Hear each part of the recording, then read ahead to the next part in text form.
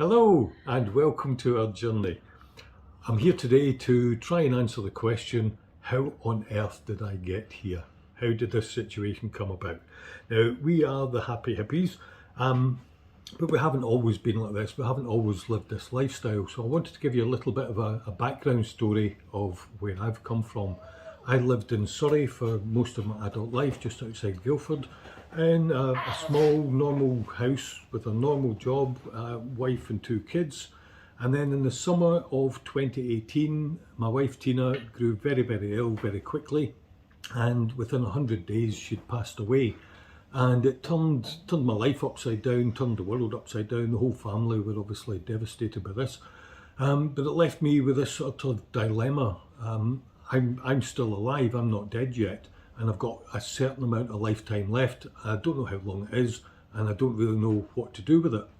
But I set myself out to, I spent a long time wandering about Ripley and Guildford. Now, as I wandered round Ripley in particular, there was a house that opened out onto the high street, and there was an old man there. His wife had passed away, and I saw him every night. He would sit there every evening with the curtains open and his lights on. You could see into his kitchen, and he just sat there gazing into space, obviously waiting for the time when he could for his time to be up, when he would go and join his wife in the thereafter.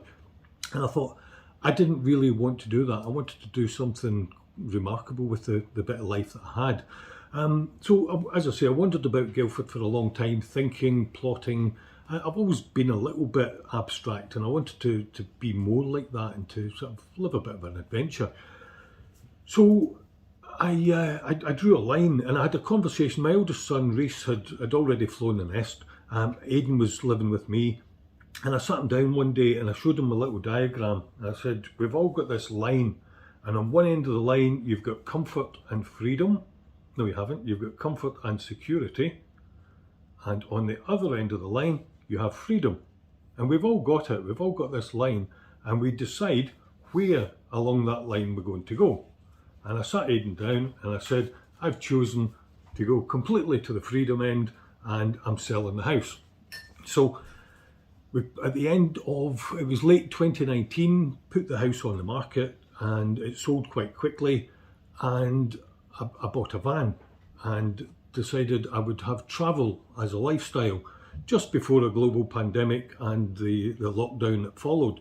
But the lockdown experience I found was quite unique and I suppose necessary for me. What I wanted was to be as isolated as possible. I wanted to go and explore Scotland and look at all the big empty spaces, and I would be very grateful if everybody else could just stay at home, keep out of my way, leave me alone, let me get on with it. And because of lockdown, that was what happened. I was legally allowed to travel because I lived in the van, so I was never more than a few feet away from my home, but my home was permanently on the move. And I travelled lots of isolated parts of Scotland, only coming into town for fuel and to buy food and things. I did spend an awful lot of time in complete isolation where I never saw other people. It does challenge the mental health a little bit, but I did find overall it was a good and positive experience.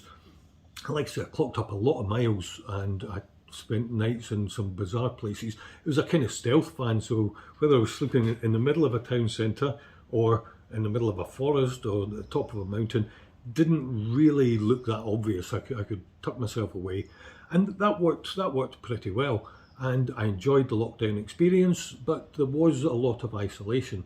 And then towards the end of that, when people were allowed to start meeting each other and going out, I met the wonderful Nikki Bailey. More about that to follow.